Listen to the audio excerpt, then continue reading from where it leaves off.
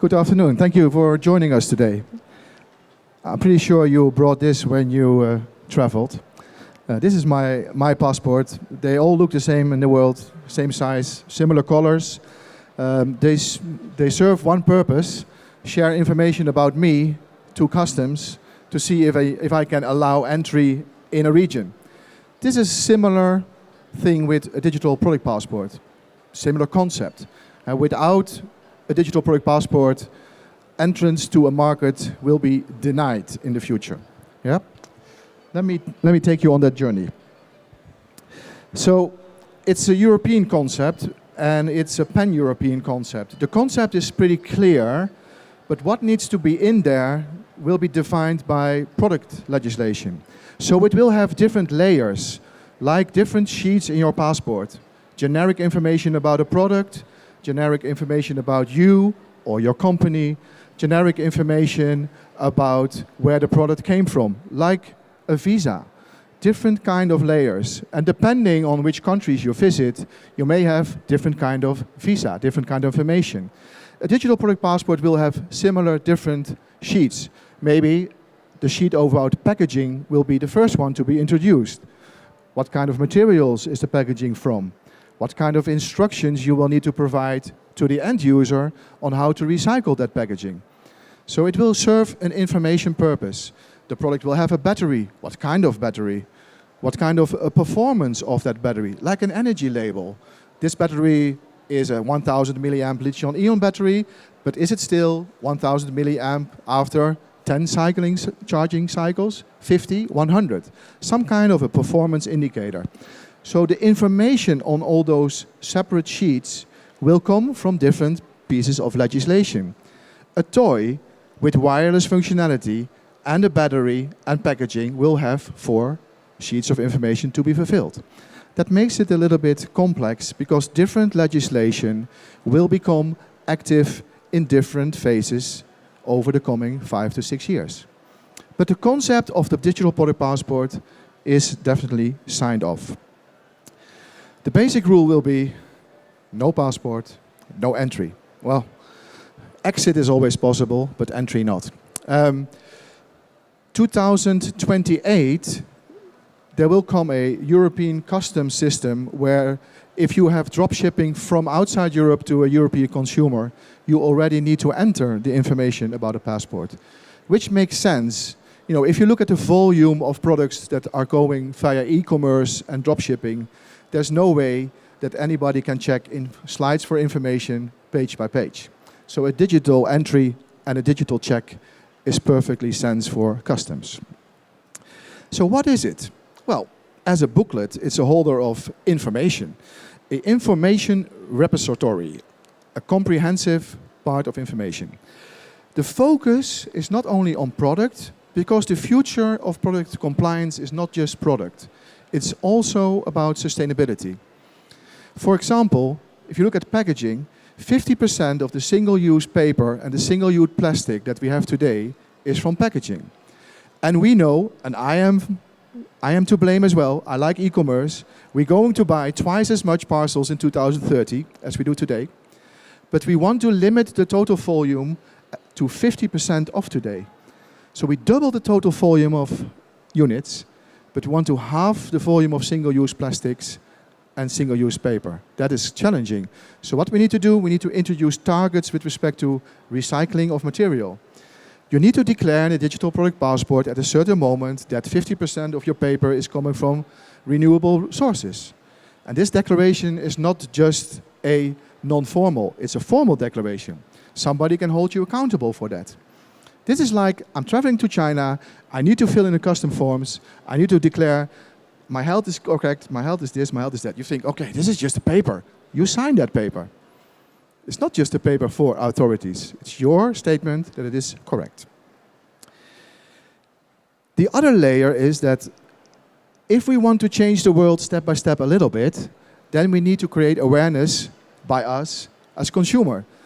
You know, it's easy to be aware when we are shopping here from a business point of view, but 5 o'clock, 6 o'clock, we travel home and we tend to buy something that is cheap and cheerful, but not always realize the consequences of that. And in order to be able to educate the market, there are sustainability goals and a way to inform customers. You can imagine things like the repairability of a refrigerator. How easy is it to repair? What would be relevant cost for a consumer to expect? Cost of life. These are all kind of new concepts that are going to be introduced. And you will see that the biggest changes in legislation will not be on electrical safety. We are not inventing new electrons. Electrical safety, we know how to deal with that.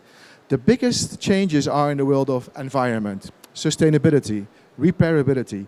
Can we recycle products? This passport will travel with the product because the QR code is on the product, on the packaging, on a manual.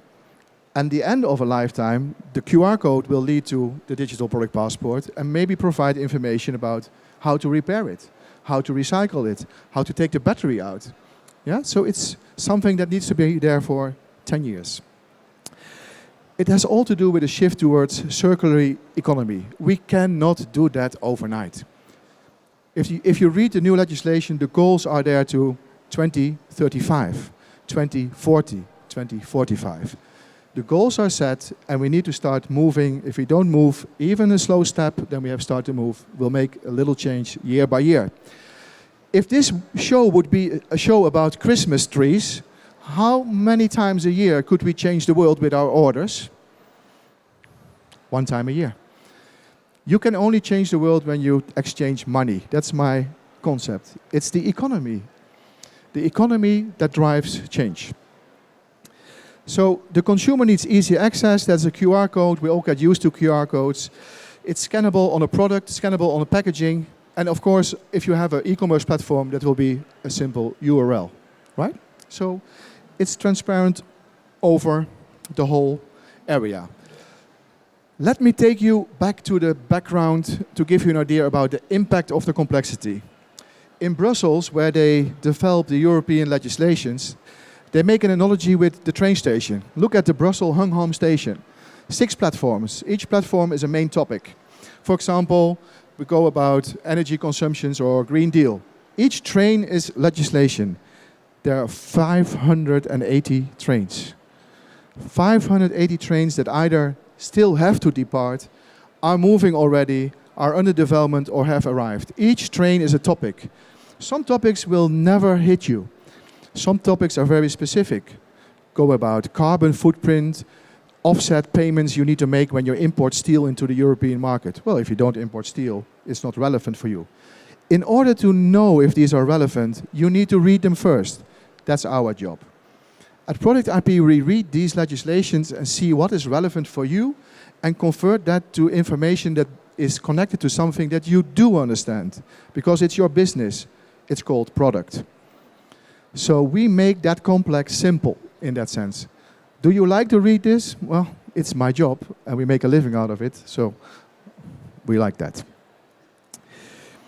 Most companies today focus, however, on the SDGs, the United Nations Social or Sustainability Development Goals. I can understand that. It's a hot topic. It's for interest of the investors. The management likes it. Nobody wants to have children working in the factories. Let's find a solution for that. But don't fall in this trap, because product compliance is connected with this. You cannot have a single progress or a single agenda just focus on the UN deals. If you read the current draft of the Toys Directive, it's one-on-one connected to these United Nations Sustainability Development Goals. You cannot declare compliance on a product if you are not making progress on those 4 agenda points. It makes sense, right? How can you declare a safe product, a safe toy, if you are not concerned about child labor? Makes sense, right? Or if you're not concerned about chemicals being used in the production of toys that are actually not to be found in the toys, but affect the workers that make the toys. It makes sense, right? So you cannot just focus on one agenda, and that makes it a little bit more complex than you would imagine. If you talk about packaging and recycling of packaging, then there's, of course, a link to responsible consumption and production. Sometimes, and I think we all had this experience, we order a USB disk stick and it comes in a box that is 20 times bigger as the USB stick, and we think, what the hell? Are we shipping air? Is this an airplane? Did I buy air? I have air. I just want a USB stick. That's this. We are shipping air.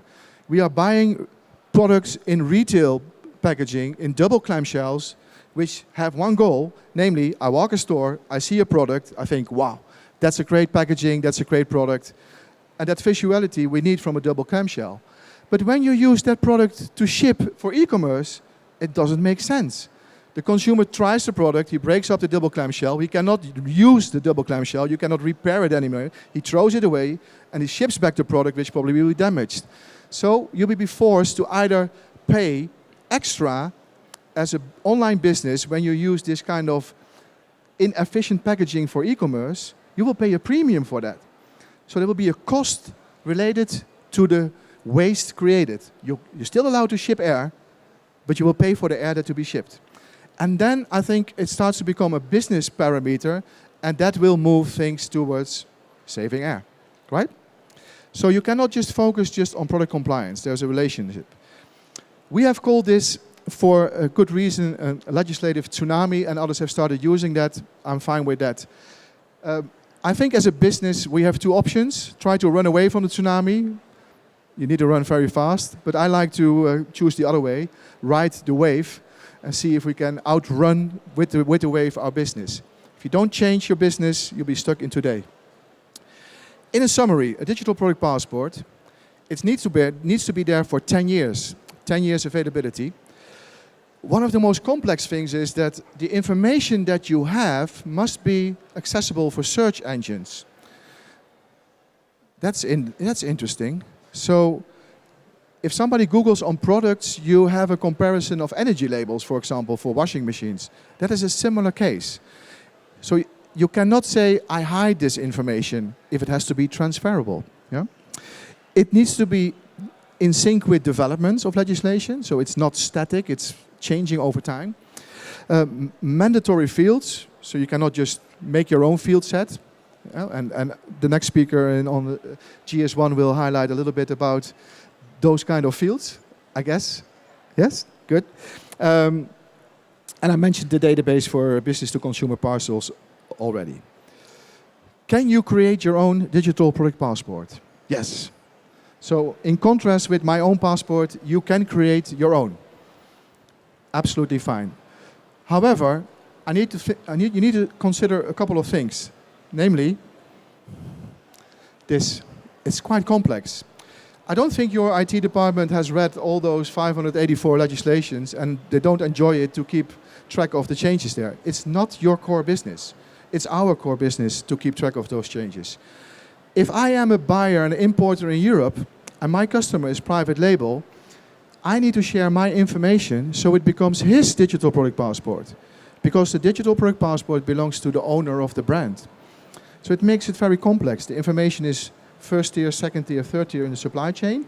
I need to make it and validate it, and I need to be able to share it. So there's functionality in the process required to make it efficient. Otherwise, you'll be working to make digital product passports, and you won't make money selling products. There's only one organization on this stage today that makes money about collecting information about product compliance. That's me. You don't make money around that. For you, it's hassle. We solve hassle. Yeah? So you can make it yourself, but I think it's an incredible challenge to do. Of course, we encounter many discussions with existing customers. We serve 28,000 users today. We also have discussions with new people, and they say, yeah, we already have a process. Yeah, you must have a process, a mandatory process. But asking questions via email and Googling which questions you need to have and writing down post-its what your colleagues need to do, that's not a process. Yeah, that is just something what you do as a startup when you're with two people in a room. But as a business, this is not a process. This doesn't serve accountability. Where 10 years from today are your post-its? Who keeps track of the changes in an Excel sheet? That's not a process. That process cannot serve this. That process will kill your business. You need to mature your process like you did with logistics in the last 20 years. You know, you moved up, GS1, you moved up with sharing information in the supply chain collected to a barcode. You made it efficient. What we found in the main issues in the market is Many of you don't really know who is your supplier. Well, we send an order to somebody and we get the products, but that's a trading agent. Don't get me wrong. Trading agents are great and they serve a purpose, but they don't have always the information that you need. And if you want to go back into the supply chain and do audits, there's no kids working at the trading agents making toys. No, there's kids working in the factory making toys where the trading agents buy the product. So your trading agent needs to change and mature with you when your business grows. Otherwise, you find a new trading agent that does grow with you. Trading agents serve a purpose, but they need to become modern together with you. And many of you don't have a clear vision of where we actually buy products. It's very complex to gather information if you don't know what to ask. And if you have a list and you don't maintain the list, and everybody is handing out lists and nobody knows which version has the list, then you're asking the wrong questions and you're wasting time. The data that you have is somewhere on the computer of somebody who is on a plane, somebody traveling where. That is not accessible information in the next 10 years. That information cannot be reached by Google. That information cannot be shared.